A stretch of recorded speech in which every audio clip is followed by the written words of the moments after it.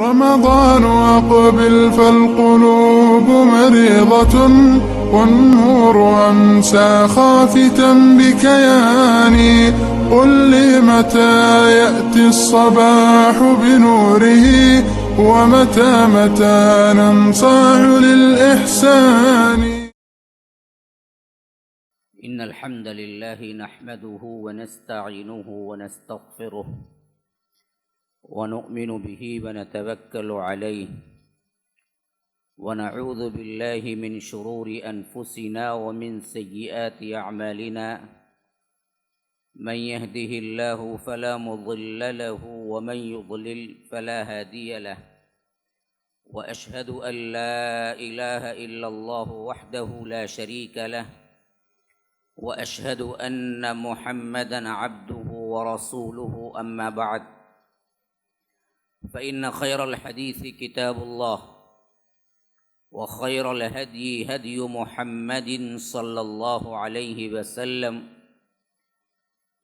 وشر الأمور محدثاتها وكل محدثة بدعة وكل بدعة ضلالة وفي رواية وكل ضلالة في النار. فأعوذ بالله السميع العليم من الشيطان الرجيم من همزه ونفثه ونفخه.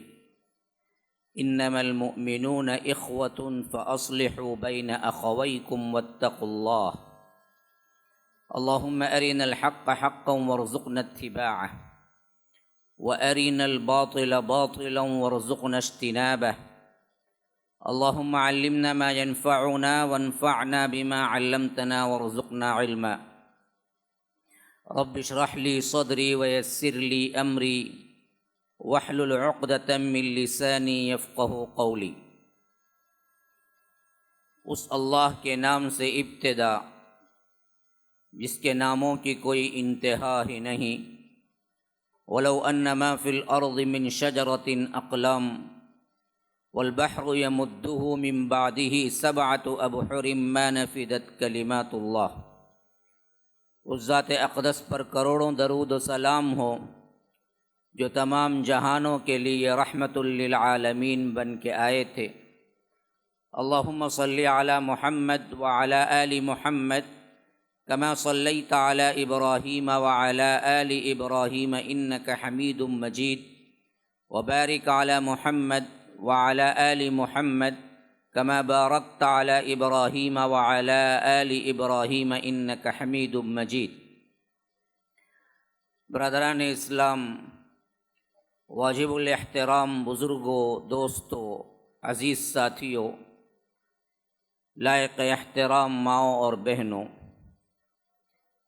سیرت خاتم النبیین صلی اللہ علیہ وسلم کے 30 اہم ترین واقعات. اس ضمن میں اللہ تبارک و تعالی کے فضل و کرم سے سیرت مبارکہ کا وہ حصہ جو مکی زندگی کہلاتا ہے ہم پڑھ چکے ہیں.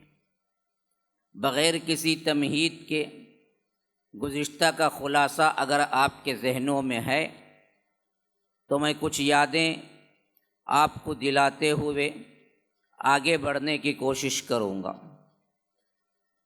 آپ کے سامنے میں نے ذکر کیا تھا اللہ کے رسول صلی اللہ علیہ وسلم 27 صفر کو غار میں پہنچے، غار ثور میں، اور وہ دن جمعہ کا تھا.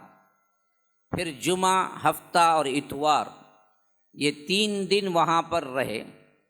پھر یکم ربیع الاول کو اگر نبوت کے اعتبار سے کہا جائے تو 14 نبوت ہے، ہجری اعتبار سے کہا جائے تو 1 ہجری ہے.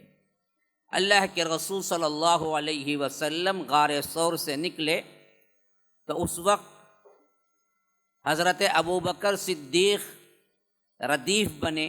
ردیف اسے کہتے ہیں جو سواری کے پیچھے بیٹھتے. اللہ کے رسول صلی اللہ علیہ وسلم سامنے تھے، صدیق اکبر پیچھے تھے، اور راستہ بتانے والا عبداللہ ابن اریقت جو کہ اس وقت ابھی کافر ہی تھے لیکن بڑے اعتماد والے تھے، راستوں کے بھید جانتے تھے، تو انہوں نے راستہ بتایا اور وہاں سے نکلے۔ تو مکے والوں کی طرف سے اعلان ہو گیا کہ جو کوئی بھی اللہ کے رسول صلی اللہ علیہ وسلم کو پائے اور ہمارے پاس لے آئے تو ہم ان کو 100 اونٹ کا انعام دیں گے۔ اور اس حیثیت سے بہت سے انعام کے لالچ میں بھی اور بہت سے دشمنی کے اعتبار سے بھی اللہ کے رسول صلی اللہ علیہ وسلم کو ڈھونڈنے لگے۔ ان میں وہ بھی تھے جو اللہ کے رسول صلی اللہ علیہ وسلم جس غار میں تھے وہاں تک پہنچے، لیکن اللہ تبارک و تعالیٰ نے ان کے آنکھوں کو پکڑ لیا، وہ دیکھ نہیں سکے۔ لیکن غار سے نکلنے کے بعد اہم ترین واقعہ جو اللہ کے رسول صلی اللہ علیہ وسلم کا پیچھا کرتے ہوئے یا تعقب کرتے ہوئے خود اللہ کے رسول صلی اللہ علیہ وسلم سے ملاقات کی، وہ سراقہ بن مالک کا ہے، جسے تمام اہل سیر نے لکھا ہے۔ اور اس وقت وہ بھی مسلمان نہیں ہوئے، آگے چل کر مسلمان ہوئے۔ وہ خود اپنی زبانی کہتے ہیں کہ جب مجھے معلوم ہوا کہ اللہ کے رسول صلی اللہ علیہ وسلم پر جو کوئی بھی خبر لائے گا اس پر 100 اونٹ انعام دیے جائیں گے، یہ اعلان سنا تو یہاں تک کہ میں بھی تلاش کے لیے نکلا۔ اور تلاش کا واقعہ یوں ہوا کہ میں اپنی مجلس میں بیٹھا باتیں کر رہا تھا کہ ایک شخص اس نے اطلاع دی جس صاحب کے لیے انعام کا وعدہ کیا گیا ہے، میں نے ابھی دیکھا کہ وہ فلاں راستے پہ گئے ہیں۔ جیسے ہی میں نے سنا مجھے بھی یقین ہو چلا تھا کہ شاید وہی ہوں گے، لیکن میں نے سوچا کہ اگر تائید کر دوں اور یہ ہم دونوں نکل کے جائیں تو پھر انعام تو آدھا آدھا بٹ جائے گا، پہلا کہنے والا اس کو بھی کچھ دینا پڑے گا۔ تو میں نے فوری طور پر ذہن سازی کی، فوری طور پر پلاننگ کی۔ میں نے کہا کہ نہیں جی، جن کو تم نے دیکھا ہے وہ ہو ہی نہیں سکتے، کیونکہ وہ اس راستے پہ آ ہی نہیں سکتے۔ اب بیچارہ خاموش بیٹھ گیا۔ میں بھی کچھ دیر ایسے لگایا کہ لوگ سمجھے کہ میں اس واقعے کو بھول چکا ہوں، مجلس میں بیٹھا رہا۔ لیکن تھوڑی دیر گزری کہ میں سیدھے اندر گیا گھر کے، اور پچھلے دروازے سے اپنی لونڈی سے کہا کہ سواری تیار کرو، تیز ترین گھوڑا، اور مجلس کو چھوڑا، سوار ہوا اور وہی راستہ پکڑا جو اس شخص نے بتایا تھا۔ اور میں اپنی تیزی کے ساتھ اپنا گھوڑا دوڑا رہا تھا، یہاں تک کہ مجھے نظر آ گیا اللہ کے رسول صلی اللہ علیہ وسلم اور صدیق اکبر۔ صدیق اکبر بار بار پلٹ کے مجھے دیکھتے تھے، اور اللہ کے رسول صلی اللہ علیہ وسلم بغیر کسی دیکھے آگے بڑھتے جا رہے تھے، اور قرآن مجید کی تلاوت سے اللہ کے رسول صلی اللہ علیہ وسلم فرما رہے تھے، یہاں تک کہ مجھے یقین ہو چلا کہ میں تو اللہ کے رسول صلی اللہ علیہ وسلم پر نعوذ باللہ قابو پا لوں گا۔ اب میں نے جیسے ہی گھوڑے کو ایڑ لگائی تو کیا دیکھتا ہوں کہ منہ کے بل گرا، اور گھوڑا بھی زبردست، اس کے پاؤں میں زخم آیا اور ٹھوکر لگی۔ میں نے جیسے ہی اپنے گریباں میں پیچھے کمان میں تیر نکالے اور وہ تیر دیکھا کہ میں یہ کام کیونکہ ایک طرح کی فال تھی ان کے پاس، کوئی کام آڑے آ گیا، جیسے ہمیں نا بلی آڑے آ گئی تو نہیں جانا، کالا کپڑا دیکھ لیے، کاڑا کپڑا گیا، پالیتین کور بھی اب عموماً کالے چھی، کیا کیا لے کو جائیں گے، کیا کیا پھینکیں گے تمہیں۔ ہاں، تو یہ عقائد جاہلیت کے عقائد ہیں۔ کالا کیا کرتا بھائی؟ کالا رنگ کرتا کیا؟ اگر اسے اتنا پاور رہتا تو پھر انہیں کالا بن کو، کائی کو، سیاہ بن کو، سب کو کیا ایسا تھا؟ ہاں، تو یاد رکھیے یہ بالکل شرکیہ اعمال ہیں، اعتقادات ہیں۔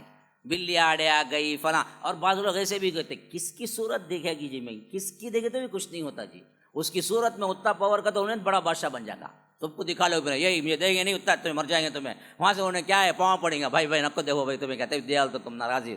صورت دیکھنے سے ہوتا کیا؟ اور بعض لوگ فلاں کی صورت دیکھ کے اٹھا جی میں، تب بھی سوچا کچھ ہوگا بول کے، ارے صورتوں سے یہ ہوتا ہے کیا؟ تب اللہ نے تقدیریں کیوں بنائی ہیں؟ ہاں، منحوسیت اگر اسی میں رکھ دیتا تو پھر اللہ نے تقدیر، اور خواتین میں بچوں میں بہت زیادہ یہ معاملہ ہوتا۔ ہاں، سمجھتے کہ کوئی بھی واقعہ ہوا، فلاں دن اس نے ویسے دیکھا، اس کی نظر ہی ایسی تھی جی، انہیں ایسا بولا، اس واسطے ایسا ہوا۔ یہ جتنے توہم پرستی ہے نا، یہ پورے اصل میں اعتقادات جا کے جمع ہوتے ہیں شرک پہ۔ یہی اعتقاد ان کے بھی تھے، اگر وہ کوئی کام آڑے آتا تو ان کے پاس پانسے کے تیر ہوتے تھے، وہ تیر نکالتے کبھی کبھی کیا ہوتا، ایک تیر پہ لکھا ہوتا نعم کرو، ہاں یس، اور ایک تیر پہ لکھا ہوتا لا مت کرو۔ اگر وہ نکالتے اور تیر نعم کی نکلتی تو خوش ہو جاتے، کہتے کہ اس میں ہمارے لیے فائدہ ہے، چلو آگے بڑھو۔ اور وہ تیر نکالتے اور اس تیر میں لا لکھا ہوتا تو پسند نہیں کرتے، واپس آ جاتے۔ سفر کے لیے کہیں نکلتے، کہیں معاملہ کچھ ہوتا تو وہ کام نہیں کرتے، واپس آ جاتے۔ کبھی کبھی ایسا تیر بھی نکل جائے جس میں کچھ نہیں لکھا ہوتا تو وہ پھر تیر اندازی کرتے، پھر ایک مرتبہ کیا ہے قرآن کے اعتبار سے پھر نکالتے دوسرا تیر جس میں کچھ نہیں ہوتا۔ تو آج ہمارے لحاظ سے کیا ہے، تیر کا معاملہ تو نہیں ہے لیکن شکل موجود ہے، شکل۔ ہاں کیا کرتا انہیں، بچے کو پورا سنوار کو، پاؤڈر لگا کو، پانس کا ادھر کا ادھر کا، کیا ہے اس کے بعد کہتے کالا ٹیکا کرتے اور نظر لگ جائیں گے، وہ کالا ٹیکے میں اتنا پاور رہتا تو انہیں کئی کاجل بیچتا، آپ رکھ لے کو پورا سر لگا لینا نہیں۔ ایک ٹیکے سے، خالی ایک ڈاٹ سے اگر نظر نہیں لگتی تو تمہیں پورا چہرہ بچے کا کالا کر ڈالنا، پوری نظر ہی لگیں گی نہیں کس کی بھی، وہ کیا وہ خالی ایک ڈاٹ رکھتے۔ ہاں جب اس کالے سے اتنا بڑا فائدہ ہے تو پورا کالا بنا لو بچے کو، کیوں نہیں بناتے؟ کتنے لوگ ہیں جو گاڑیوں کو لگاتے ہیں پھول، ادھ بتی یا کر اس میں کچھ اور چیز، بٹھو۔ کئی ایسے مسلمان بھی جو مندروں پہ جا کے پوجا پاٹ کر کے شروع کرتے ہیں گاڑی کو، کیوں تو وہ سینٹرل کا نہیں ایک ہے ہمارے پاس، وہ کب تھا کہ وہ کون مرا کی کون جائے گی معلوم نہیں۔ ہمارے بچپن میں تو اتنے گاڑیاں نہیں ہوتی تھی، لیکن اب جاؤ تو کیا ہے، لمبی لمبی ٹریفک جم جاتی ہے۔ ہاں کہاں بھی نہیں جانا، وہاں جانا کرتے وہ ایک ہی، ویسے ہمارے ہاں درگاہیں بھی مشہور ہیں، وہ وہاں جانا کرتے وہ ٹائم پہ، تب بھی ایسا ہوں گا کرتے، بالکل وہی اعتقادات۔ تو حضرت سراقہ کہتے ہیں کہ میں جو تیر نکال کے دیکھا کہ مجھے آگے بڑھنا ہے نہیں بڑھنا ہے، تو تیر نکلا جو مجھے پسند نہیں تھا، وہ تیر نکلا، لیکن میں تیر کی نہیں مانا، آگے بڑھا، اور قریب ہوا تو اور زبردست ٹھوکر لگی، یہاں تک کہ کچھ پاؤں گھوڑے کے دھس گئے۔ پھر میں نے تیر نکالا، تب بھی مجھے وہی تیر نکلا جو مجھے ناپسند تھا، لیکن انعام کا لالچ اتنا بڑا تھا کہ 100 اونٹ معمولی نہیں ہوتے ہیں رقم میں، تو میں نے کیا کیا، پھر نہ مانا، پھر آگے بڑھا، پھر آگے بڑھا تو گھٹنے تک میرے گھوڑے کے پاؤں زمین میں دھس گئے۔ تب میں نے جانا کہ نہیں، یہ کوئی معاملہ دوسرا ہی ہے جو معاملہ یہ لوگ بتا رہے ہیں، اور ایک دن یہ غالب آ کر رہیں گے۔ تو اب میں نے آواز لگائی، کہا کہ دیکھو میں آپ کو پکڑنے کے لیے یا ایذا دینے کے لیے یا تکلیف کے لیے نہیں آ رہا ہوں، میں امان چاہتا ہوں، امان، آپ مجھے امان دے دیجئے، میں آ کے بات کرتا ہوں۔ تو اس وقت اللہ کے رسول صلی اللہ علیہ وسلم نے کہا کہ آنے دو، تب وہ آیا قریب، اور اس کے بعد پورا واقعہ سنایا کہ اللہ کے رسول مجھے فلاں فلاں لالچ تھی، اور مجھے کیا ہے معلوم ہے کہ آپ کے سر پر انعام رکھا گیا ہے، لیکن میں نے دیکھا کہ آپ کو اللہ کی مدد ہے، میں کوشش کے باوجود آپ تک پہنچ نہیں سکا، تو مجھے امید ہے کہ آپ یہاں تک بھی پہنچ جائیں گے، اس علاقے تک بھی آپ فتح کر لیں گے، اگر ایسا ہو گیا تو مجھے امان دے دیجیے۔ کہاں ابھی پکڑنے کے لیے آ رہے تھے، کہاں یہ بات کہ کہہ رہے ہیں کہ آپ غالب ہو کر رہیں گے، اور یہ علاقہ جہاں میں ہوں یہ علاقہ بھی آپ ہی کے زیر نگرانی آئے گا، اور ایسے وقت میں واپس جاؤں گا یا آپ کی فوج آئے گی تو میں امان نامہ بتلاؤں گا، دیکھو اللہ کے رسول پہلے ہی مجھے امان دی، مجھے مت مارنا۔ ابھی چند منٹ پہلے جان لیے کہ مام، اسی واسطے اللہ کے رسول صلی اللہ علیہ وسلم نے بھی ان کو نہیں ٹالا یا مذاق نہیں کہا، بلکہ کہا کہ ابو بکر تم اپنے ساتھی کو امان لکھ کے دے دو۔ اللہ کے رسول صلی اللہ علیہ وسلم کو یقین تھا کہ ایک دن غالب ہو کر رہنا ہے یہ دین۔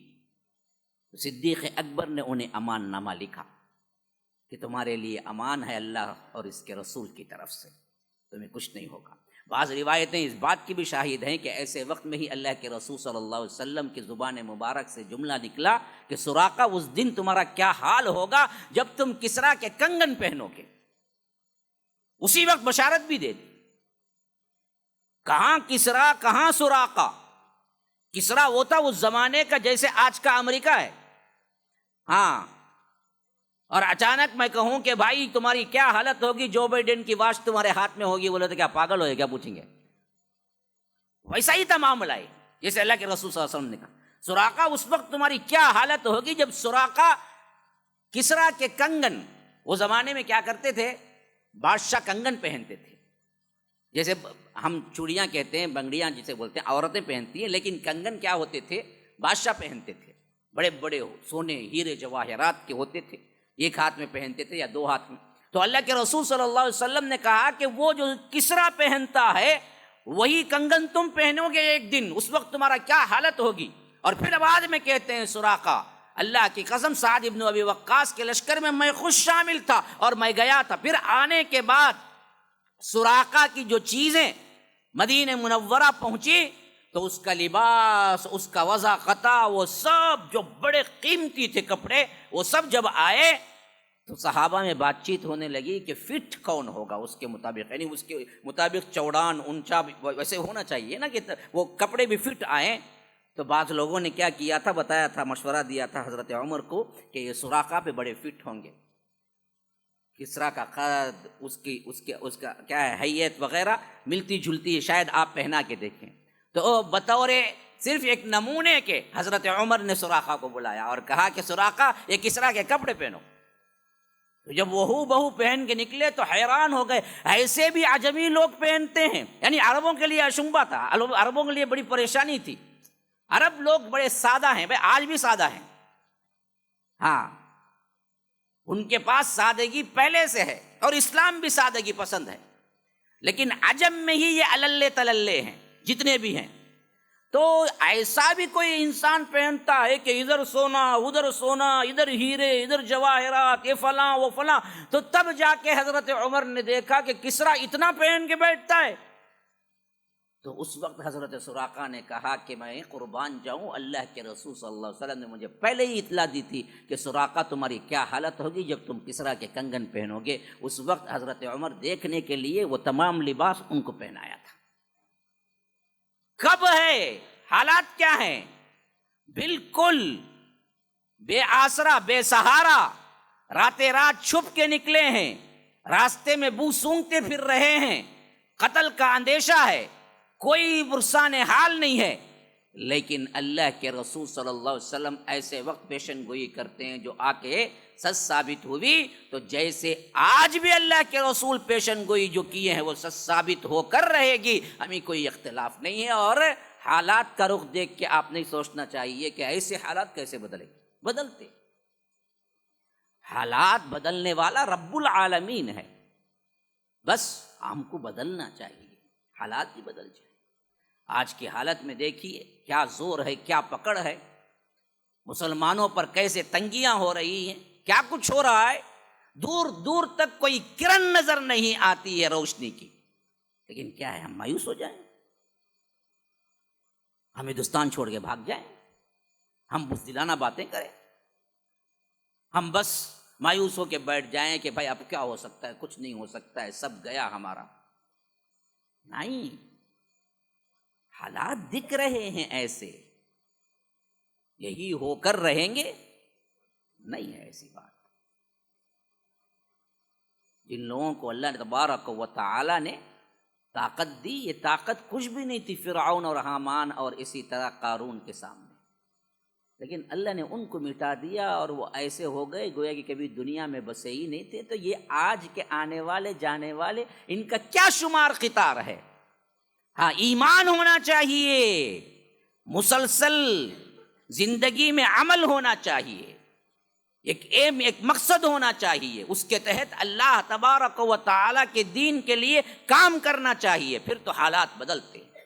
جیسے اللہ کے رسول صلی اللہ علیہ وسلم ان حالات کی پرواہ کیے بغیر نکلے، یہاں تک کہ اللہ کے رسول صلی اللہ علیہ وسلم نے سراقہ نے جب کہا کہ آپ امن دے دیجئے، تب بھی یہ نہیں کہا کہ کہاں امن کی بات کرتے ہو، میں خود کیا ہے بے امنی کی حالت میں نکلا ہوں اور مجھے خود جان کا خطرہ ہے، میں تمہیں کیا امن دوں، نہیں کہا، بلکہ کہا کہ اسے امان نامہ لکھ کے دو۔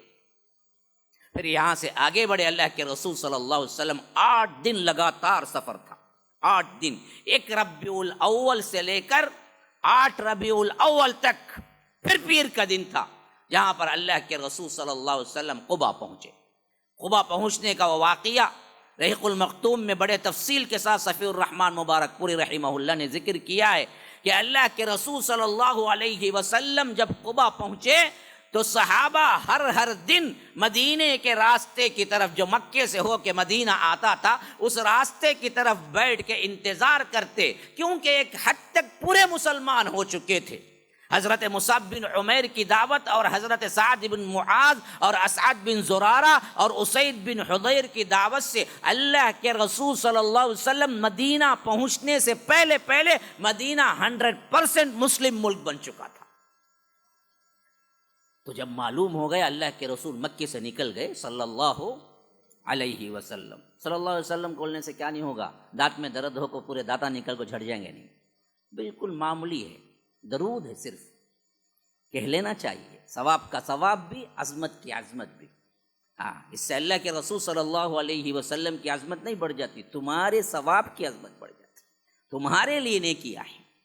ہاں، تو اللہ کے رسول صلی اللہ علیہ وسلم نکلے، یہاں سے بات پہنچی، چھوٹی چھوٹی بچیاں، بچے، صحابہ سب آ کے وہ راستے پہ بیٹھ جاتے، کب آئیں گے، کب آئیں گے، کب آئیں گے۔ شام ہو جاتی تو مایوس ہو کے نکلنے لگتے۔ ایسے ہی ایک رات شام کا وقت ہو رہا تھا، سورج غروب ہو رہا تھا اور زمین کا یہ سورج طلوع ہو رہا تھا۔ اللہ کے رسول صلی اللہ علیہ وسلم آئے، یہودی نے نعرہ لگایا کہ یہ ہیں تمہارے صاحب شاید جس کے لیے تم انتظار کر رہے تھے۔ اور جیسے ہی صحابہ دوڑے، دیکھا کہ اللہ کے رسول صلی اللہ علیہ وسلم، ابوبکر صدیق نے پہچانت نہیں تھی، فوٹو نہیں، امیج نہیں، کچھ نہیں۔ اللہ کے رسول صلی اللہ علیہ وسلم آگے تھے اور ابوبکر پیچھے تھے، تو لوگوں نے سمجھا ابوبکر ہی ہیں، تو آ کے سلام کرنے لگے۔ بعض روایتیں ہیں کہ یہاں تک کہ اللہ کے رسول صلی اللہ علیہ وسلم اتر گئے، بیٹھ بھی گئے، اور بعد میں کیا ہوا، مجلس قائم بھی ہو گئی، صبح کا وقت تھا، ایک یوں سمجھیے کہ ایک موقع ہی گزر گیا۔ پھر اس کے بعد لوگ آ کے سلام کرنے لگے، تو صدیق اکبر نے دیکھا کہ لوگ غلط فہمی سے مجھے سمجھ رہے ہیں، خود اٹھے اور اپنی چادر نکالی اور اللہ کے رسول پر تان دی اور سہارا کیا اور سایہ کیا، تو تب جا کے لوگوں کو پتہ چلا کہ اللہ کے رسول صلی اللہ علیہ وسلم یہ ہے۔ کیا تواضع ہے، دیکھیے کیا ان کے سر۔ اللہ کے رسول صلی اللہ علیہ وسلم نے نہیں کہا کہ لوگوں کہاں جا رہے، وہ تو صدیق اکبر پشیمانی میں، ہمارے حالت کیا ہوتی، ہاں آتے چھونے ایسا آتا، چار جنے ادھر ادھر، ہٹو بچو بولے تو وہاں سے معلوم آتا کون انہوں کر بول۔ پھر اس کے بعد چہمے گوئیاں آپس میں، معلوم کیا جی انہوں کون آؤ معلوم آؤ ان کو نسل سیدھا پہنچتی گتے ان کنے عبد القادر جیلانی گنے گتے، انہوں ہونٹ پڑ جاتا نیچے کھائے کرے جیسا۔ ہاں، یہ ان کے پاؤں کو چھینا سو کیا، بوسا دینا سو کیا، چومنا سو کیا، پیارا ہوتے سو کیا، کیا جی کیا پار کرنا نہیں کی کرنا جی، محبت سے کرو۔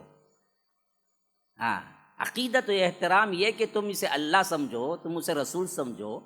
ہاں، یہ بھی ویسے ہی ٹوائلٹ جاتا ہے، اس کا ٹوائلٹ کیا اڑ جاتا ہے کہ ہوا میں ہونچے وہاں جانا، وہ غلاظتی دیکھنا، وہ دھونا، انہیں بھی تمہیں بھی وہ دھوتی، کیا ہے الگ، سب وہی انسان ہے، انسان کو انسان ہے۔ عظمت کہاں کی ہے؟ عظمت تو صرف اللہ اور اس کے رسول کے لیے اور تقوی اور ایمان کے لیے ہے۔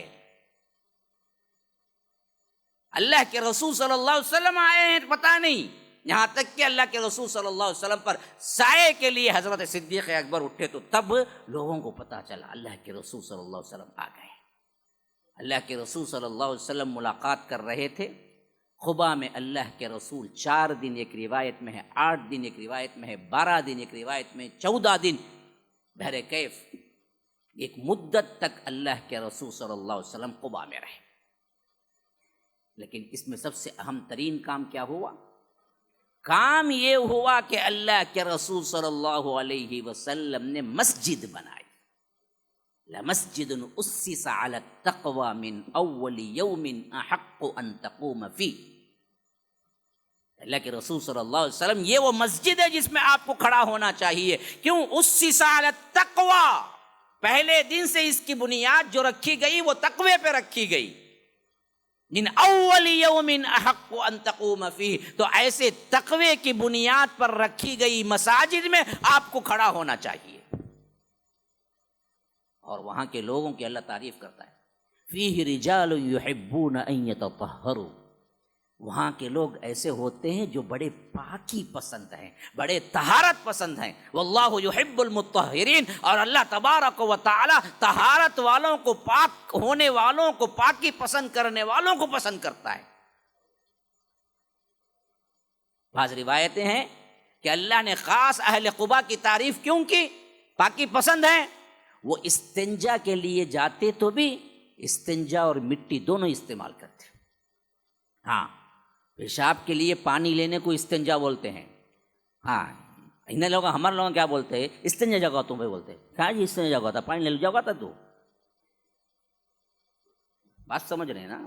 پیشاب کو پانی لینے سے استنجا، پتھر لیے پاکی کے واسطے تو وہ استجمار، وہ طریقے کا نام ہے استنجا۔ انہوں کیا سمجھے؟ پیشاب گئے تو استنجا سمجھ گئے، انہوں کیا بولتے ہیں؟ پیشاب جگہ آنے استنجا جگہ تو بولتے ہیں، وہ جا کو آنے کا نام استنجا نہیں، وہ اس سے پاکی جو حاصل کرتے، پانی سے لیے تو استنجا ہے، ڈھیلے سے لیے تو استجمار ہے۔ لیکن یہ اہل قباء کا معاملہ کیا تھا؟ پانی سے پاکی بھی لیتے تھے، ساتھ ساتھ مٹی سے بھی پاکی لیتے تھے، گویا کہ صابن استعمال کرتے تھے آج کے زمانے میں اگر کہیں، ہاں استنجا کے لیے پانی بھی اور ساتھ میں صابن بھی استعمال کرتے تھے۔ اللہ نے ان کی پاکی بیان کی۔ ہمیں جب وہ اندر بڑھ کو سیڑھی بھی، ٹنڈی بیڑی بولتے تھے، چھوٹے چھوٹے بیڑا، میں خود دیکھا ہوں بھائی، کیا کروں، بولنا پڑتا، کیا مول صاحب ایسا سب بولتے بھائی، دیکھا تو بولنا پڑتا نا۔ کئی دروازوں پہ میں دیکھا ہوں جب چھوٹے آدھا سگریٹ پی کو رکھو، پھر اور ایک بار آؤں گا نا تب پینے کے بعد رکھو جاتا انہیں۔ کیا غلاظت ہے، کیا اس کی ذہنیت ہے، وہ انسان ہے حیوان ہے، مجھے سمجھ نہیں آتا مجھے۔ ہاں میں نے دیکھا ہے ایسے ٹوائلٹ، پبلک ٹوائلٹ، مساجد کے ٹوائلٹ میں آدھا پی کے رکھے، وہاں ایک چھوٹا کاڑی کا ڈبا اور اس میں کیا ہے ایک چھوٹی کاڑی بھی رکھو جاتا، پھر میں آؤں گا نا دوسرے دن وہاں بیٹھ کو وہ آدھا ختم کروں گا بلکہ۔ لا حول ولا، کہ ذہنیت، کتنا پاک مذہب، کیسا اللہ تبارک و تعالی نے عطا کیا ان لوگوں کو۔ اللہ نے کہا کہ اللہ پسند کرتا ہے ان لوگوں کو، یہ طہارت پسند ہیں، اور یہ وہ لوگ تھے وہ زمانے میں جب صابن کا کوئی تصور نہیں تھا، وہ زمانے میں وہ لوگ صابن یعنی مٹی صابن کے طور پر استعمال ہوتی تھی، تو مٹی اور پانی دونوں استعمال کرتے تھے۔ اس واسطے اللہ نے ان کی مدح کی، ان کی تعریف کی۔ تو اس طرح وہاں پر اللہ کے رسول صلی اللہ علیہ وسلم نے مسجد قباء، اور اسی واسطے فرمایا کہ قباء کی مسجد جو ہے نا وہ پہلی ہے یا مسجد نبوی؟ مؤرخین مفسرین کے نزدیک ایک لمبی بحث ہے، اور معلوم ہوتا ہے لمسجد اسس علی التقوی من اول یوم کے حساب سے سب سے پہلی مسجد مسجد نبوی سے بھی قباء ہے۔ پھر اللہ کے رسول صلی اللہ علیہ وسلم وہاں سے مدینہ پہنچے تو مسجد نبوی بنی، اور اس کے تعظیم میں فرمایا کہ اگر وضو کر کے بالنیہ نکلے اور وہاں 2 رکعت نماز پڑھے تو ایک عمرے کا ثواب ہے۔ عمرہ جاتے ہیں نا لوگ، ایک عمرہ کر کے پوچھتے ہیں اور ایک عمرہ کہاں سے کرنا، مسجد عائشہ سے کرنا کیا، جا وہ کرے جا کیا، ارے اور ایک عمرے کا ثواب ہونا، مدینہ جا کے باوضو ہو کے مسجد قباء پہنچو، وہاں 2 رکعت پڑھ لو، اور ایک عمرے کا ثواب ہوتا ہے، کیونکہ ایک سفر میں ایک عمرہ اصل ہے۔ ایک سفر میں کیا کرتا انہیں جا کو عمرہ کر لگا تھا مسجد عائشہ سے، آدھا موٹے مارتا، پھر ذرا بالا نکالتا، پھر بھاگتا، پھر جاتا، پھر آتا۔ یہ سنت نبوی کا طریقہ نہیں ہے۔ اللہ کے رسول صلی اللہ علیہ وسلم نے ایک سفر میں ایک ہی عمرہ کی ہے، یہی صحیح بات بھی ہے۔ عمرے کا مطلب ہے آباد کرنا۔ آپ لمبا سفر کر کے ہندوستان سے پہنچے اور یہاں پر آئے مکے میں، اور احرام پہنے ہوئے اتر گئے، میقات سے پہلے آپ نے پہن لیا فلائٹ میں اور آ کے پہنچ گئے، تو اب دراصل اللہ کے گھر کو آباد کر لیا عمرے سے۔ اب پھر کب آباد کریں گے؟ جب پھر آپ واپس جا کے پھر آئیں گے، واپس گھر چلے جائیں گے، پھر آباد کرنا سوچیں گے، تو پھر اور ایک سفر میں اور ایک عمرہ ہے۔ ہمارے معاملات میں ہم نے کہا ہندوستان کے لوگوں کو سمجھ نہیں آتی، جاتے ہیں وہاں جا جا کے کیا ہے، ایک ہی سفر میں عمرے پہ عمرے، کیسے جی ہوں گے عمرے پہ عمرے؟ یا تو تم قصر کرو گے یا تو تم کیا ہے بال منڈواؤ گے۔ قصر کرو گے بھی تو 2 ہی کر سکتے ہیں، اگر بال منڈواؤ گے تو 2 کر سکتے ہیں، اور بالکل منڈوا دیے تو اس میں 1 ہی کر سکتے ہیں، بال ہی نہیں آئیں گے۔ انہیں کیا کرتا، نہیں ہے سو بالا پوچھ، پھر بلیڈ ڈال کو، کیونکہ ایک بار تو بال منڈوانا ہے عمرے میں۔ جب تم پہلے مرتبہ منڈوا لیے تو ایک ہی سفر میں پھر دوسرا عمرہ کیسے ہوگا؟ بال اتنی آئیں گے نا، تمہیں جاتے 15 دن کو اور رکتے وہاں 7 دن 8 دن میں کیسے عمرے 2 ہو سکتے ہیں جبکہ بال ہی نہیں ہے تم کو؟ پہلا عمرہ کر لیا، بال ابھی کاٹے، ایک بال بھی نہیں ہے، پھر کیسے تم آ کر بال منڈواؤ گے؟ حجام کو بولتے پھر بھی پھرا ڈال کو مشین۔ تو ایک سفر میں 1 عمرہ ہے اصل میں، بقیہ عمرے کرنا ہے تو ثواب ہے، طواف ہے۔ طواف کسی اور مسجد کا نہیں ہو سکتا، مسجد کا بھی نہیں ہو سکتا، درگاہوں پہ کرتے ہیں لوگ، مسجد کا بھی نہیں۔ کعبۃ اللہ کا ہے تو طواف سے ثواب کماؤ، دوسری باتیں جو ہیں اس سے ثواب کماؤ۔ قباء کی مسجد جاؤ، باوضو ہو کے 2 رکعت نفل نماز پڑھو، وہاں پر بھی 1 عمرے کا ثواب ہے۔ تو یہ اس کی عظمت ہے کہ اللہ کے رسول صلی اللہ علیہ وسلم نے اس کی سب سے اہم ترین پہلی بنیاد رکھی، پھر یہاں پر قیام کیا۔ تو یہیں پر اللہ کے رسول صلی اللہ علیہ وسلم سے پہلے جو نکلے اور اللہ کے رسول صلی اللہ علیہ وسلم نکلنے کے بعد جو نکلے وہ تمام صحابہ آ کے قباء میں ملے، حتیٰ کہ حضرت علی بھی 3 دن بعد پہنچے، کیونکہ اللہ کے رسول صلی اللہ علیہ وسلم نے کہا تھا کہ تم امانتیں کیا کرنا ہے، جتنی امانتیں ہیں وہ تمام امانتیں ان امانت داروں کو دے دینا ہے، ان لوگوں کو حوالے کر دینا ہے، پھر اس کے بعد آنا ہے۔ تو اس کے بعد وہ آ کے پہنچے۔ جب یہاں پر سب صحابہ پہنچ گئے، اللہ کے رسول صلی اللہ علیہ وسلم کی بیوی حضرت سودا بھی اللہ کے رسول صلی اللہ علیہ وسلم کے بعد ہی آ کے پہنچی، اور حضرت عائشہ بھی، کیونکہ ان کا بھی نکاح ہو چکا تھا۔ میں نے ذکر نہیں کیا کیونکہ ذکر آئے گا وہ مدینے میں انشاءاللہ، اس واسطے میں نے ابھی اس کو یہاں پر ذکر نہیں کیا سیرت کے ساتھ۔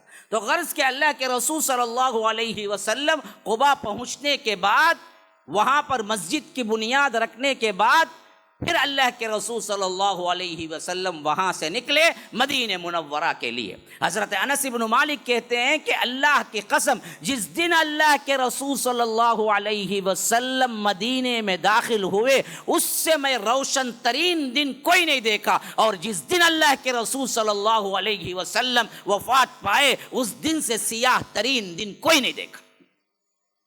اللہ کے رسول صلی اللہ علیہ وسلم مدینہ منورہ میں داخل ہو رہے ہیں، صحابہ اشتیاق سے بالکل ساتھ ساتھ چل رہے ہیں، یہاں تک کہ اللہ کے رسول صلی اللہ علیہ وسلم مدینے میں داخل ہو گئے تو چھوٹی چھوٹی بچیاں تھیں، چھوٹے چھوٹے بچے تھے، وہ اللہ کے رسول صلی اللہ علیہ وسلم کی تعریف اور مدح میں گنگنا رہے ہیں، نظمیں پڑھ رہے ہیں۔ اشرق البدر علینا من ثنیات وداعی، یہ بدر ہے، یہ بدر کا چاند نکلا ہے ہم پر، یاد رکھیے۔ بدر کسے کہتے ہیں پتہ ہے؟ 14ویں کا جو چاند ہوتا ہے نا اسے بدر کہتے ہیں۔ ہاں، 1 دن کا جو چاند ہوتا ہے نا، 1 دن کا جو چاند، اسے ہلال کہتے ہیں۔ ہلال کا مطلب ہوتا ہے پہلے دن کا چاند۔ بدر ہوتا ہے 14ویں رات کا چاند۔ خالی پورے چاند کو عربی میں قمر کہتے ہیں۔ قمر کا مطلب خالی چاند ہے۔ یہ عربی اتنی وسیع زبان ہے، اسی واسطے اللہ تبارک و تعالیٰ نے اپنے آخری کلام کے لیے یہ عربی چنا۔ تو بچیاں گا رہی تھی، ہم پر بدر طلوع ہوا۔ کون؟ اللہ کے رسول صلی اللہ علیہ وسلم 14ویں کے چاند کی طرح ہمارے لیے آئے۔ ہاں، ہم ان کی مدح کر رہے ہیں۔ اللہ کے رسول صلی اللہ علیہ وسلم بھی اندر داخل ہو گئے۔ ہر صحابی اپنے بارے میں، ہر صحابی کی اپنے دلی تمنا، حالانکہ بڑے بڑے پیسے والے نہیں تھے، سب ایک درمیانی گھرانے کے تھے، بلکہ غریب تھے، لیکن اللہ کے رسول کی محبت میں ہر کوئی چاہتا تھا کہ کاش کہ اللہ کے رسول صلی اللہ علیہ وسلم میرے مہمان بن جائے۔ ہر صحابی آ کے التجا کرنے لگا، اللہ کے رسول آپ میرے گھر میں آ جائیے، میرے گھر میں آ جائیے۔ اس وقت اللہ کے رسول صلی اللہ علیہ وسلم اپنی اونٹنی، جس کا نام قصوہ آیا ہے، قصوہ پہ بیٹھے ہوئے تھے. اونٹنیوں کے بھی نام ہوتے تھے, گھوڑوں کے بھی نام ہوتے تھے اس زمانے میں. اللہ کے رسول صلی اللہ علیہ وسلم کی جس اونٹنی پر اللہ کے رسول صلی اللہ علیہ وسلم نے مدینے داخل ہوئے اس کا نام قصوہ تھا. اور وہ قصوہ اونٹنی پہ سر جھکائے, کچھ تکبر نہیں اور کچھ اپنے لحاظ سے کیا ہے غرور نہیں. اللہ کے رسول سر جھکائے اس اونٹنی کے ساتھ جا رہے تھے تو صحابہ کہہ رہے تھے اللہ کے رسول میرا گھر میرا گھر میرا گھر. تو اللہ کے رسول صلی اللہ علیہ وسلم نے فرمایا کہ چھوڑ دو اس کو, چھوڑ دو. فإنہا مامورہ, اللہ نے اس کو معمور کیا, اس کو پتا ہے کہاں جا کے رکنا ہے.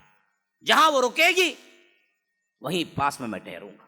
یہاں تک کہ اونٹنی چلتی چلتی چلتی بعینی ہی اس جگہ آ کے رک گئی جہاں آج مسجد نبوی ہے.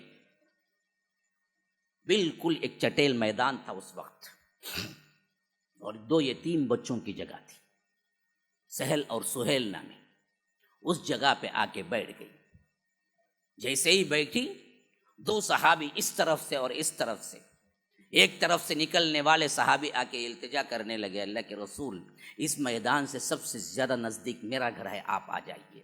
ادھر ابو ایوب انصاری دوڑتے بھاگتے آئے اور اللہ کے رسول صلی اللہ علیہ وسلم کے سامان کو اٹھا لیا اور التجا کرنے لگے, اللہ کے رسول میرا گھر سب سے زیادہ نزدیک ہے, آپ میرے گھر آ جائیں. اللہ کے رسول صلی اللہ علیہ وسلم نے اس صحابی کو مسکرا کے جواب دیا کہ سامان جس کے پاس ہوتا ہے مسافر وہیں جاتا ہے. اب انہوں نے سامان اٹھا لیا ابو ایوب انصاری نے. اللہ تبارک و تعالیٰ نے ان کو انعام یہ بخشنا تھا کہ وہ میزبان رسول بنے اور مہمان اللہ کے رسول صلی اللہ علیہ وسلم ان کے گھر رہیں. طے ہو چکا تھا قیامت تک کے لیے کہ یہ منصب اور یہ اللہ کے رسول صلی اللہ علیہ وسلم کی یہ نعمت ابو ایوب انصاری کے لیے ہے. تو ابو ایوب انصاری کے مکان میں اللہ کے رسول صلی اللہ علیہ وسلم جا کے رک گئے. اور ایک طرح کا اللہ کے رسول کا ننھیال بھی تھا, بنو نجار کا خاندان ابو ایوب انصاری کا. کیونکہ میں نے پہلے بتایا تھا حضرت ہاشم جب سفر کر کے گئے انہوں نے کیا کیا تھا, مدینے میں شادی کی تھی اور سلمہ بنت عمر سے, یہ اللہ کے رسول صلی اللہ علیہ وسلم کی پردادی ہوتی ہیں. تو اس حیثیت سے وہی خاندان میں سے تھے حضرت ابو ایوب انصاری بھی, کہ یہ ان کا ننھیالی خاندان تھا. تو اس اعتبار سے اللہ کے رسول صلی اللہ علیہ وسلم نے یہاں رہنا پسند کیا اور ابو ایوب انصاری اپنے گھر لے گئے اور کہا کہ اللہ کے رسول صلی اللہ علیہ وسلم میرا 2 منزلہ مکان ہے, آپ چاہیں کس میں بھی رہنا چاہیں تو ہم آپ کے لیے تیار ہیں, لیکن اگر آپ اوپر رہ لیں تو یہ میرے لیے بہتر ہے. اللہ کے رسول صلی اللہ علیہ وسلم نے کہا کہ ابو ایوب میرے سے ملاقات کے لیے لوگ آتے رہیں گے جاتے رہیں گے, میں نیچے کی منزل میں رہتا ہوں, بار بار اتر کے آنا پھر چڑھنا اس سے مجھے ہو سکتا ہے تکلیف, اس واسطے کیا ہے تم مجھے نیچے کی منزل میں رکھو. ابو ایوب انصاری نے کہا کہ اللہ کے رسول اس بات کو تو مانتا ہوں لیکن میرا دل گوارا نہیں کرتا کہ میں اوپر کیسے چلوں جب کہ آپ نیچے ہوں. عظمت تو یہ عظمتیں ہیں, محبتیں تو یہ محبتیں ہیں. اللہ کے رسول صلی اللہ علیہ وسلم نے اصرار کیا لیکن تبھی بھی نہیں مانے. کہا کہ آپ اوپری منزل میں رہیں, میرا دل گوارا نہیں کرتا کہ میں اوپر آپ کے چلوں. اللہ کے رسول صلی اللہ علیہ وسلم نے ان کی سب سے زیادہ پرزور طور پر اوپر آنے کی دعوت کو قبول کی, لیکن بعد میں 1-2 دن گزرے نہیں تھے کہ معلوم ہوا کہ واقعتاً اللہ کے رسول کو تکلیف ہو رہی ہے. کوئی بھی شخص آتا ہے تو پھر اللہ کے رسول صلی اللہ علیہ وسلم کو نیچے آنا پڑتا ہے. تو ابو ایوب انصاری نے مان لیا کہ اللہ کے رسول آپ نیچے رہے, میں اوپر رہوں گا. لیکن جب اوپر پہنچے تو کہتے ہیں کہ ایک رات آنکھ کھل گئی اور میرے دماغ میں یہ سمایا یہ بات بیٹھی کہ نیچے اللہ کے رسول سو رہے ہیں. ابو ایوب تیری اتنی مجال کہ تو اوپر ہے.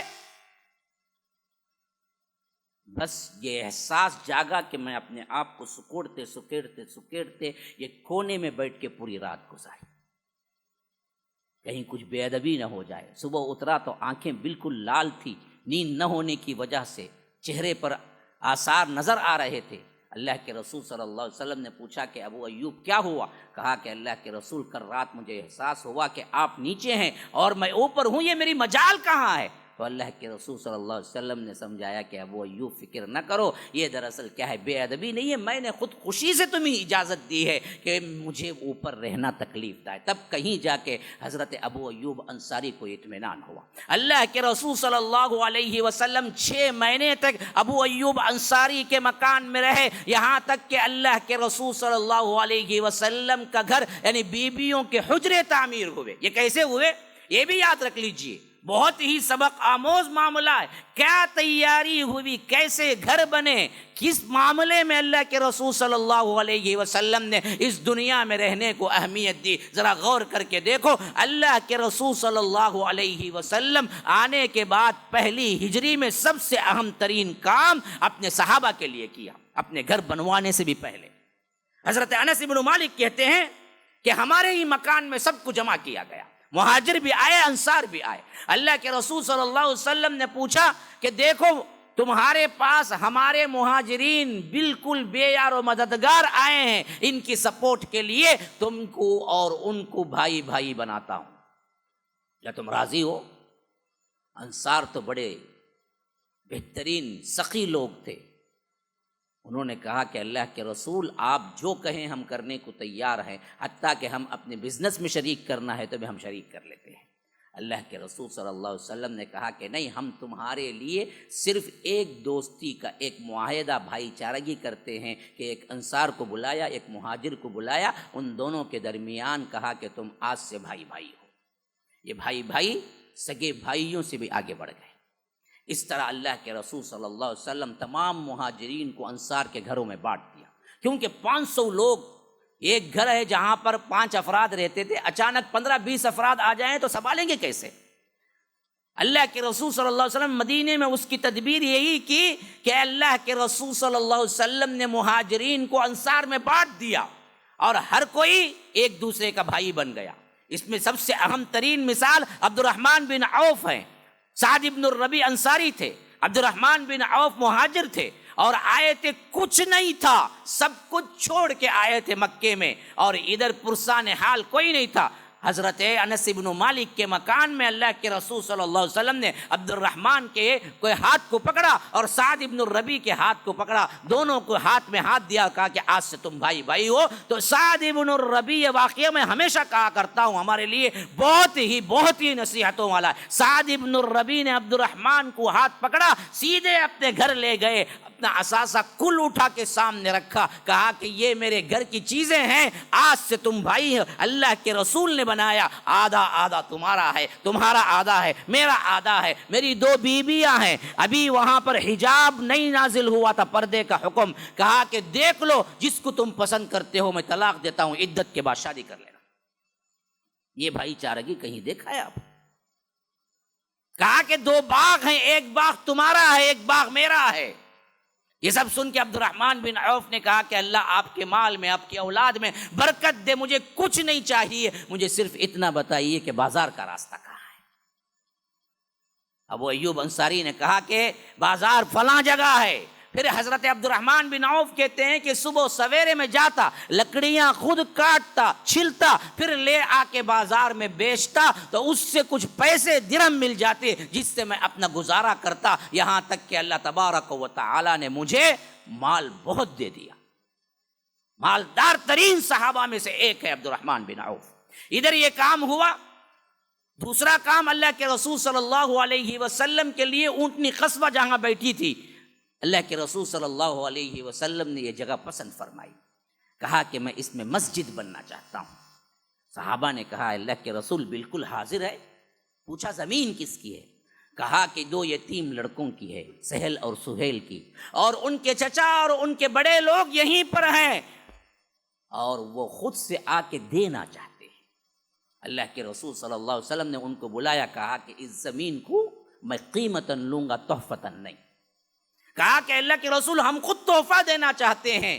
کہا کہ نہیں میں اس کے قیمتاً لوں گا. قیمت جو مقرر ہوئی صدیق اکبر سے کہا کہ تم ان کو قیمت دے کے وہ زمین خریدنا. پھر کہا کہ آؤ خود اپنے دستے بازو پر بھروسہ رکھو, آؤ ہم خود مل کر تعمیر کرتے ہیں. کوئی مزدور باہر سے نہیں لایا گیا, مزدور خود اللہ کے رسول صلی اللہ علیہ وسلم تھے, معمار خود اللہ کے رسول صلی اللہ علیہ وسلم تھے. ہر کوئی جڑ کے, ہر کوئی مٹی بنا رہا تھا, کوئی اینٹیں ڈھو کے لا رہا تھا, کوئی اس میں کیا ہے کام کر رہا تھا, کوئی کیا ہے کھجور کے درخت کے پتے لے آ رہا تھا چھت کے لیے, کوئی تنے لے آ رہا تھا. اللہ کے رسول صلی اللہ علیہ وسلم بھی اپنے دامن میں مٹی بھر بھر کے لا رہے تھے. صحابہ کہتے تھے اللہ کے رسول آپ نہیں ہمارے لیے کام ہے, آپ حکم کیجئے. کہا کہ جیسے ثواب کی تمہیں ضرورت ہے مجھے بھی ضرورت ہے.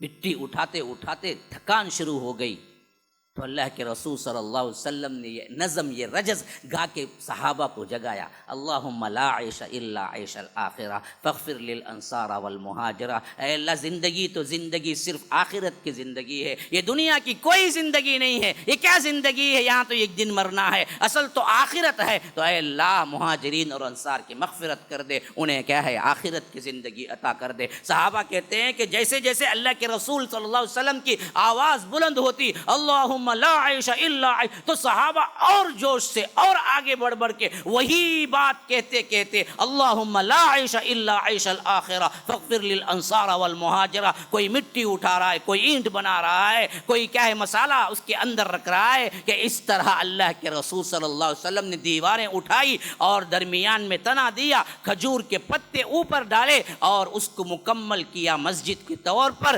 اور وہ مسجد نیچے مٹی تھی, اوپر کھجور کے پتے تھے. کوئی مضبوط ترین عمارت نہیں تھی, لیکن ایمان اور تقوی سے بھری ہوئی عمارت تھی, جس کے امام جناب محمد الرسول اللہ صلی اللہ علیہ وسلم تھے, اور جس کے مقتدی ابو بکر عمر عثمان علی سعید ابن زید اس جیسے عشرۃ المبشرہ کے اندر آنے والے صحابہ تھے. مسجد کی تعمیر ہو گئی. پہلے مسجد گھر نہیں بنایا, مسجد کی تعمیر ہو گئی تو اسی مسجد کے متصل حجرات بنائے. اور وہ حجرے کتنے تھے؟ ایک آدمی لیٹے تو سر اور پیر لگتا تھا, ایک آدمی کھڑا ہو تو چھت کو سر لگتا تھا. اتنے ہی کمرے تھے, اتنے ہی کمرے تھے, کوئی شان کے نہیں تھے, وسیع بھی نہیں تھے, صرف چوڑان اتنا تھا جتنا کیا ہے ایک آدمی لیٹے تو دیوار کو سر لگتا تھا, ایک آدمی کھڑے تو چھت کو سر لگتا تھا, بس. اب اس وقت حضرت سودا نکاح میں تھی, حضرت عائشہ نکاح میں تھی, تو اس حیثیت سے حجرے شروع میں 2 بنے. اور اللہ کے رسول صلی اللہ علیہ وسلم وہاں پر دروازہ بھی نہیں رکھا, دروازے کے لیے بھی پیسہ نہیں, وہاں پر پردے پڑے ہوئے تھے, اور وہ پردہ ہٹاتے تو اللہ کے رسول مسجد میں آ جاتے, اور مسجد سے جانا ہوتا تو اللہ کے رسول صلی اللہ علیہ وسلم حجرے میں جاتے. اس طرح حجرات تعمیر ہو گئے. تو اللہ کے رسول صلی اللہ علیہ وسلم نے تیسرا اہم ترین کام کیا, وہ یہودی قبائل سے معاہدہ. کیونکہ وہاں یہودی بھی آباد تھے, اور یہودی کثرت سے آباد تھے. یہودیوں کے 3 قبائل بہت ہی قدیم تھے. ہاں, بنو قینقاع, بنو نذیر, بنو قریظہ, یہ 3 قبائل یہودیوں کے تھے. اور یہ تینوں قبائل مالداری میں, معاشیات میں, اور اسی طرح معیشت میں, اسی طرح سیادت میں, سب میں ان لوگوں پر بھاری تھے. جو کہ اصل مدینے کے باشندے تھے وہ 2 قبیلوں میں تھے, ایک اوس, ایک خزرج. 2 ہی قبائل تھے جو اصل مدینے والوں کے تھے, ایک اوس تھے, ایک خزرج تھے. یہ دونوں اصل میں اوس اور خزرج, پیچھے جاؤ پیچھے جاؤ پیچھے جاؤ پیچھے جاؤ, بہت پرانے زمانے کے 2 سگے بھائی تھے. اب ان کی نسل بٹی, خاندان بڑا ہوا, ان کے بیٹے آئے, ان کے بیٹے آئے, ان کے بیٹے آئے, ان کے بیٹے آئے, اور یہ کزنس ہوتے گئے ہوتے گئے ہوتے گئے تو بڑے بڑے قبیلے بن گئے. تو ایک بھائی کا نام اوس تھا تو اوس قبیلہ بن گیا, اور ایک بھائی کا نام خزرج تھا تو خزرج قبیلہ بن گیا. لیکن ہوا یہ کہ جیسے ہی دراصل دور گزرا, زمانہ گزرا, قبیلے الگ ہوئے. جیسے عام طور پر کزنوں میں دشمنیاں ہوتی ہیں, ویسے ہی معاملہ ان دونوں کے درمیان دشمنی کا ہو گیا. ہمیشہ دونوں لڑتے رہتے تھے. اب ان میں ثالث کا کردار کون ادا کرتا تھا؟ یہ یہودی کے 3 قبائل جو تھے نا، غزوہ بنو قینقاع، بنو نذیر اور بنو قریظہ، یہ تینوں قبائل مل کے دراصل ثالث کا کام کرتا تھا، جو آج امریکہ کر رہا ہے وہی تھے وہ بھی۔ دونوں قبائل کو ہتھیار یہی پرووائڈ کرتے تھے اور دونوں کو لڑاتے بھی یہی تھے، دونوں کو صلح کراتے بھی یہی تھے، پھر لڑاتے بھی یہی تھے۔ اصل کام اس کا ہونا ساتھ میں، ہاں یہی کام آج جو کر رہا ہے نا، ہاں وہی کام ہو رہا تھا۔ یہ لڑ کے تھک گئے تھے، چھوٹی چھوٹی باتوں پر لڑائیاں شروع ہوتی تھی تو سالوں چلتی تھی۔ اللہ کے رسول صلی اللہ علیہ وسلم سے آنے سے بالکل 1 سال یا 2 سال پہلے ہی ایک لڑائی ختم ہوئی تھی جسے جنگ بعاث کہتے ہیں۔ یہ جنگ بعاث 200 سال چلی، 200 سال ان کے درمیان، اوس اور خزرج کے درمیان۔ لڑائی کیوں ہوئی؟ صرف یہ ایک اوس کے خاندان کی ایک بکری نے خزرج کے خاندان کا ایک کھیت میں جا کر چر لیا۔ بکری کو کیا معلوم وہ دشمن کا کھیت ہے؟ ہاں بکری ہوتی ہے نا جی، اسے کہاں ہریالی دکھی منہ مارے گی، ہے نا؟ بکری ہے، وہ جانور ہے۔ ایسے ہی جانور آج بہت سے ہو گئے ہیں ہمارے اندر بھی، جہاں دیکھے منہ مارتے ہیں، حرام ہے حلال ہے، دیکھنا ہے نہیں دیکھنا ہے، محرم ہے نا محرم ہے، یہ سب ہمارے پاس سے اٹھ گئے۔ آج ہمارے نوجوانوں کی نگاہیں بہت بے باک ہو گئی ہیں، لڑکوں کی نہیں لڑکیوں کی بھی، دونوں برابر ہیں، بلکہ کٹر کیا ہے، بہترین مقابلہ چل رہا ہے دونوں میں سے، انہیں پہلے کرتا ہے کہ انہیں پہلے کرتی کی بول۔ عورتیں بھی بے باک، مرد بھی بے باک، نوجوان تو وہ حیائی گم، جو آنکھوں کی حیا ہوتی ہے وہ حیائی گم، جہاں خوبصورتی دیکھی وہاں منہ مارنے لگے، جیسے جانور جہاں ہریالی دیکھتا ہے وہاں منہ مارتا ہے، اسے کیا پتا حرام حلال کیا ہے۔ ایسے ہی ہماری نسلیں برباد ہو رہی ہیں، وہ حیا کا پردہ گیا، ہاں وہ نیچے رکھنے کی نگاہیں کہاں گئی؟ نام کا پردہ تو رہ گیا ہے، نقاب بھی ہے، ہاں بعد میں آستین میں بھی کیا ہے، گلوزز بھی پہننے والیاں ہیں، لیکن پھر بھی نظر بج جاتی ہے، سب چلتا رہتا ہے۔ انہیں داڑھی اتنی بڑی رکھ لے، وہاں دیکھ رہا ہے دیوانے بیوقوف، داڑھی کی تو کم از کم رکھ لے لاج، ہاں کتنے ایسے مسائل اللہ نے کچھ بنا دیا، ہم تو کچھ نہیں، لیکن دن داڑے کتنے فون آتے ہیں، کتنی غلاظتیں ہیں ہمارے اندر، کتنی حرام کاریاں ہیں، تبدیل نہیں ہوئی۔ فحاشی اور یعنی کا کوئی ایسا ٹھکانہ نہیں ہے، جو سب کچھ آ چکا ہے۔ تو وہ بکری اصل میں کیا تھی کہ دوسرے خاندان کی بکری دوسرے خاندان کے کھیت میں چر گئی، اس پر لڑائی شروع ہوئی، 200 سال چلتی رہی۔ اب ان 200 سال میں کون سب سے زیادہ کماتا رہا؟ یہ یہودی کماتے رہے کہ ان کو بھی سپلائی کرتے ان کو بھی سپلائی کرتے، دونوں کو لڑاتے رہتے۔ اب ان کو بھی منہ بند کرنا ضروری تھا۔ اللہ کے رسول صلی اللہ علیہ وسلم اندر داخل ہوئے، پہلے یہی چیز، اگر یہ لوگ کسی کے سپورٹ میں آئے تو وہ بہادر بن جاتا تھا۔ اللہ کے رسول صلی اللہ علیہ وسلم نے کہا کہ اب میں آیا، اب معاہدہ کرو، باوجود یہودی ہونے کے اللہ کے رسول سے ان سے اگریمنٹ کی، دیکھو تمہارا دشمن ہمارا بھی دشمن، تمہارا دوست ہمارا بھی دوست، لیکن آپ کو ہماری تائید کرنا پڑے گا، ہم کو اگر کوئی حملہ کرے تم بھی سپورٹ کرنا پڑے گا، تم پر کوئی حملہ کرے گا ہم بھی سپورٹ کریں گے، معاملات کا فیصلہ تم اپنے کتاب کے مطابق کر لو تورات کے، ہمارے معاملات جو ہوں گے وہ ہمارے نبی سے کر لیں گے، لیکن پورے مملکت کے معاملات اللہ کے رسول صلی اللہ علیہ وسلم کے ہاتھ میں ہوں گے۔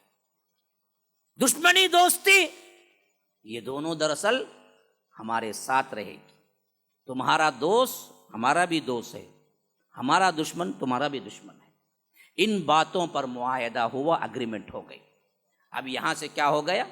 یہودی پھنس گئے، انہوں نے سوچا کہ ایسی بات ہے پھر بعد میں ہم کر لیں گے، لیکن یہ معاہدے کی وجہ سے یہ لوگ دراصل کیا ہو گئے، دل سے نہ چاہتے ہوئے بھی اللہ کے رسول صلی اللہ علیہ وسلم کی مدد کرنے پہ مجبور ہو گئے۔ اسی واسطے ہم دیکھتے ہیں کہ بدر میں، احد میں یہ تڑپتے رہے کہ کس طرح قریش کی مدد کریں، لیکن کر نہیں پائے۔ انشاءاللہ وہ آگے آئیں گے واقعات۔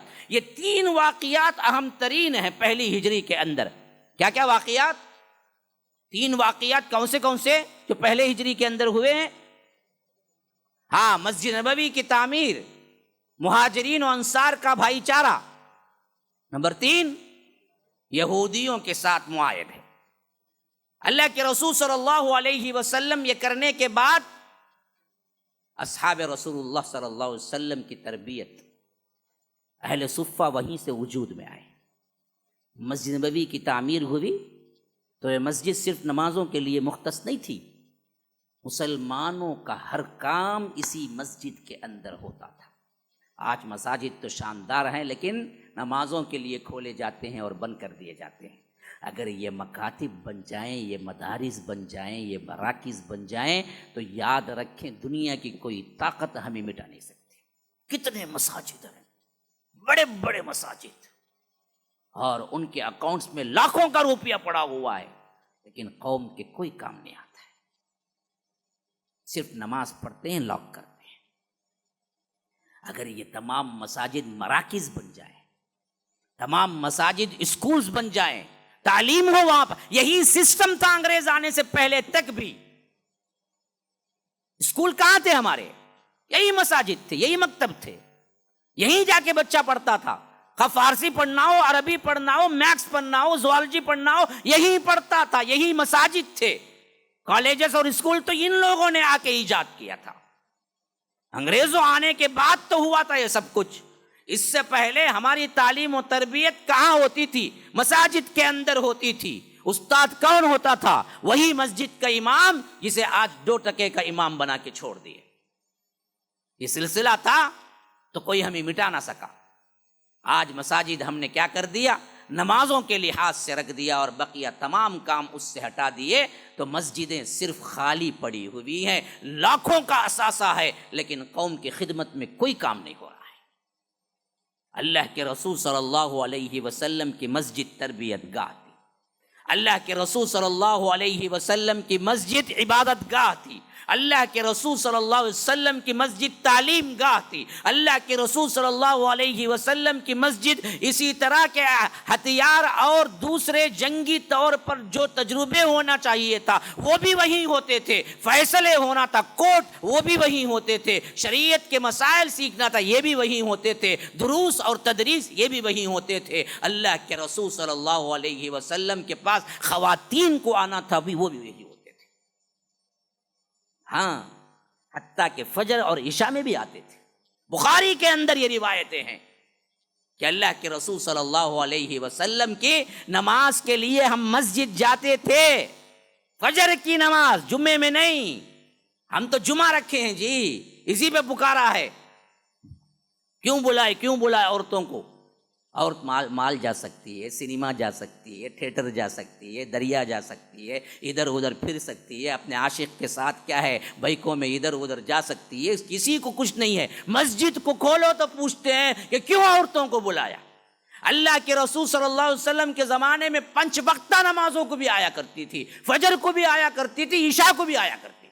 بخاری کے اندر یہ روایتیں ہیں کہ جب پردے کا نزول ہوا، رات کا موقع تھا، اللہ کے رسول نے کہا کہ پردے کے ساتھ آنا، رات بھر بیٹھ کے ہم نے چادریں سی، یہاں تک کہ فجر کی نماز کو ہم نکلے تو اپنی چادریں لے کے نکلے، جس کے پاس چادر نہیں تھی تو ہم نے پوچھا اللہ کے رسول ہم کیسے آئیں فجر کو؟ تو اللہ کے رسول نے کہا اپنی بڑی چادر ہو تو اس میں چھوٹی بچی کو اندر کر کے لے آؤ۔ ہم نے کیا کیا؟ مساجد سے عورتوں کا پورا تعلق مٹا دیا، تو کیا ہو گئے؟ گھر برباد ہو گئے۔ کیوں؟ آتے ہی نہیں نا، سنتے ہی نہیں۔ مرد سنتا لیکن گھر میں کہاں رہتا؟ گھر میں تو بچوں کی تربیت ماں کرتی ہے، عورت کرتی ہے۔ عورت نہ سدھرے تو پھر گھر کیسے بنے گا؟ مرد 24 آورس تو نہیں رہ سکتا، اس کے اپنے کام ہیں، لیکن تمام دروس، تمام خطبات، تمام جمعہ سب مرد کو سنائے، عورت کچھ نہیں، لمبی داڑھی، فجر سے لے کو عشاء تک خالی مسجد میں۔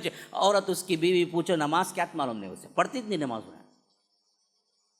کئی کو بیویاں ایسے ہیں جن کو نماز نہیں معلوم، کیوں؟ سکھایا ہی نہیں گیا، معلوم ہی نہیں ہے انہیں کیا ہے نماز۔ یہ تو آتے ہیں کسی نہ کسی طرح کچھ نہ کچھ تو کیا ہے سیکھ لیتی ہیں، لیکن خواتین کہاں سے آئیں، کیسے سیکھیں؟ نماز پڑھنے کا طریقہ کہاں سے آئے؟ ان کو کون سکھائے؟ انہیں کون بتائے کہ یہ نماز کا طریقہ ہے؟ نہیں معلوم۔ بنیادی باتیں کون سنائے انہیں نہیں معلوم. آج کچھ اویئرنیس ہوا ہے تو آج دراصل کچھ کام ہو رہے ہیں خواتین کے لیے، لیکن یاد رکھیے اس کا سب سے بڑا خمیازہ جو بھگتنا پڑا ہے نا، ہماری نسلوں کو بھگتنا پڑا ہے. بچے تربیت سے محروم ہو گئے. اس واسطے آج ہمارے نوجوانوں کی نسلیں دیکھیے، ان کو تربیت نہیں ملی، ماں کی گھر میں تربیت نہیں ملی، اسلامک ماحول نہیں ملا، بڑے ہو گئے. اب ان کو اسلامک ماحول سکھاؤ تو کیا 20 سال 25 سال کا جو ماحول ان کو ملنا تھا وہ ایک دن میں مل جائے گا؟ خواتین کے لیے اللہ کے رسول صلی اللہ علیہ وسلم نے مساجد ہی میں درس دیا تھا. خواتین سدھری تھی تو مساجد ہی میں سدھری تھی. حتیٰ کہ کئی صحابیات بیان کرتی ہیں کہ ہم نے جمعہ میں سورہ قاف کو تلاوت کرتے سن کے یاد کر لیا اللہ کے رسول صلی اللہ علیہ وسلم کی مجلس میں. جمعہ میں اس حیثیت سے تمام کے تمام آیا کرتے تھے. تو یہ مسجد بنی، اللہ کے رسول صلی اللہ علیہ وسلم نے یہاں تربیت گاہ بنائی. اب اس تربیت میں سب سے اہم ترین زور کس پہ تھا میرے بھائیوں؟ قرآن پہ تھا. کوئی اور کتاب نہیں پڑھائی گئی، کوئی الگ سے لکھا نہیں گیا. پورا منبع اسلام قرآن تھا. قرآن سیکھو سکھاؤ. کس کو سکھا رہے ہیں؟ اردو پڑھنے والے ہمارے جیسے لوگوں کو نہیں، عربی پڑھنے والے جن کی زبان عربی اور وہ خود جو کہتے ہیں پورے لوگوں کو عجم گونگا اور ہم عرب بات، انہی کو قرآن سکھا رہے ہیں. تو یاد رکھو قرآن کا سیکھنا عربوں پر ضروری ہے تو کیا ہم عجمیوں پہ ضروری نہیں ہے؟ اس سے زیادہ ضرورت ہے ہمیں قرآن سیکھنے کی. لیکن ہم نہ قرآن پڑھتے ہیں، نہ سمجھتے ہیں، نہ سیکھتے ہیں. رمضان المبارک کا کچھ تبرکن مہینہ آ گیا، ادھر ادھر اردو میں پڑھ لیتے ہیں، مسئلہ ختم. الحمدللہ رب العالمین الرحمن الرحیم. کیا معنی ہے؟ کس کا معنی ہے؟ کہاں بنتا ہے؟ کیا عربی ہے؟ وہ یاسین جو مشہور تعین ہے، وہ بڑھیاں جو بھی ہمارے بڑے بوڑھے پڑھتے ہیں، ذرا ان کو بولو، پڑھو بولو. ہاں، والقرآن الحکیم نقال من المرسلین. کیا ہے پڑھتے؟ قرآن پڑھتے؟ یہ قرآن ہے؟ انکا لمن المرسلین کا مطلب اللہ کے رسول آپ رسولوں میں سے نہیں ہیں، کفریہ کلمہ ہے. ہاں، کئی الفاظ ایسے ہیں جو بالکل بدل کے رہ گئے ہیں اور اسے قرآن سمجھ کے پڑھ رہے ہیں. ثواب ملے گا یا عذاب ملے گا؟ اللہ ہی محفوظ رکھے. ھذا وباللہ التوفیق صلی اللہ وسلم علی نبینا محمد. اسأل اللہ لی ولکم ولسائر المسلمین من کل ذنب فاستغفروہ انہ هو الغفور الرحیم. ابھی یہاں پر بیٹھے رہے ہیں، ہمارا معاملہ جو ہے آج کے انعام کا وہ ختم ہو جائے تاکہ مجلس برقرار رہے. اور آپ نیچے چلے جائیں شیخ. وہ کہاں ہے؟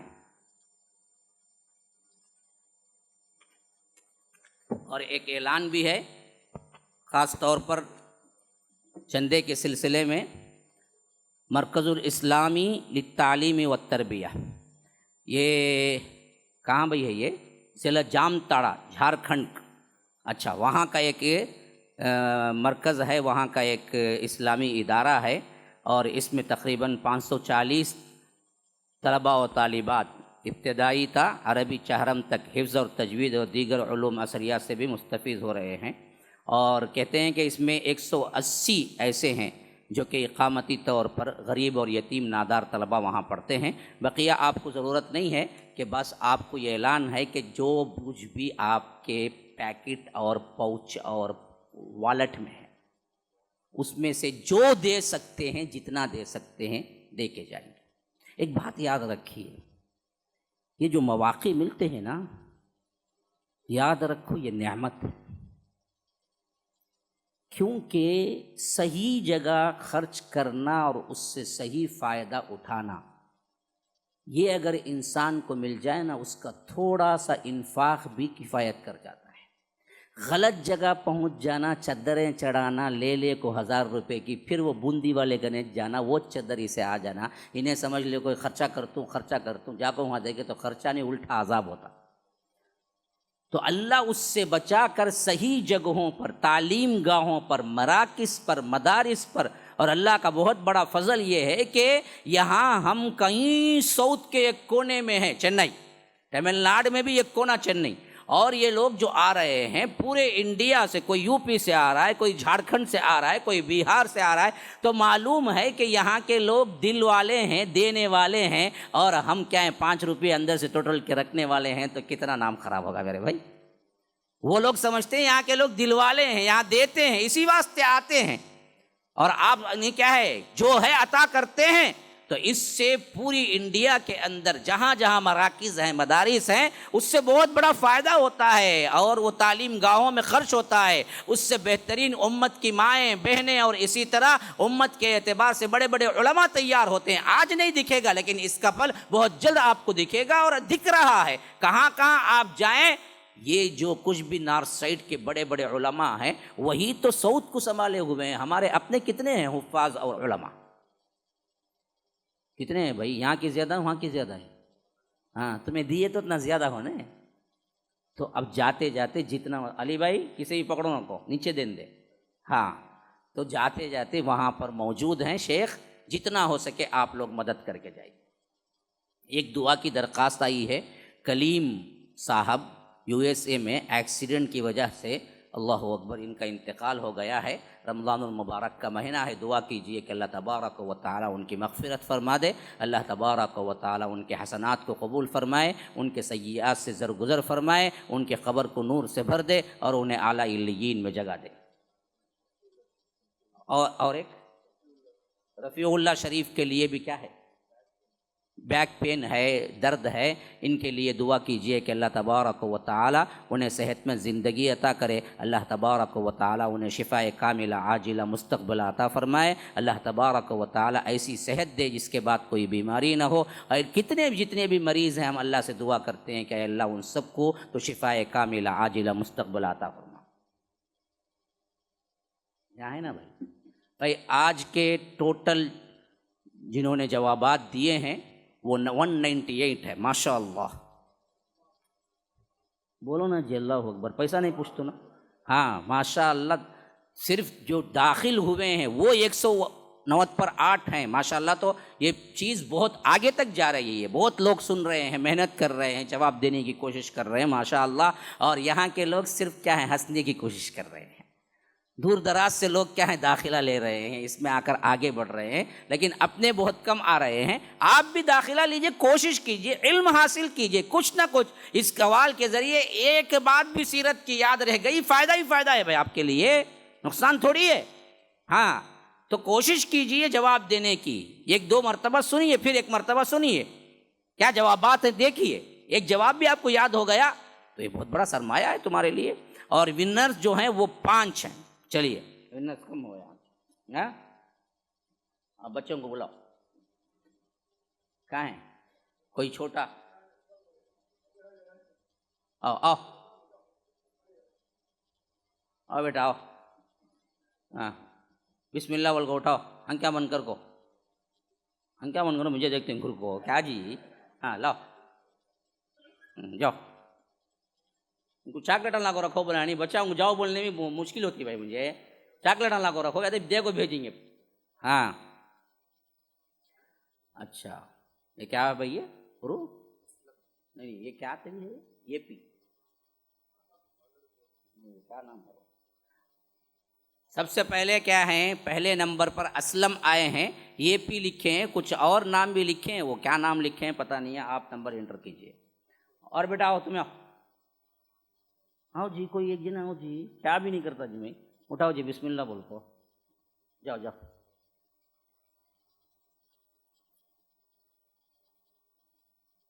تنویر شیخ، یہ کیا ہے، احمد نگر، کیا احمد نگر، تنویر شیخ احمد نگر ہے، یہ 2 پہ بھائی۔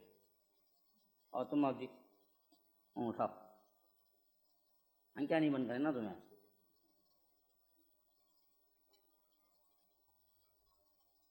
یہ کیا ہے بھائی، ہاں سفیان شاہ قصبہ،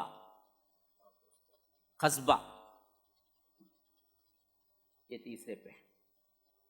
سبحانک اللہم و بحمدک اشہد ان لا الہ الا انت استغفرک و اتوب الیک۔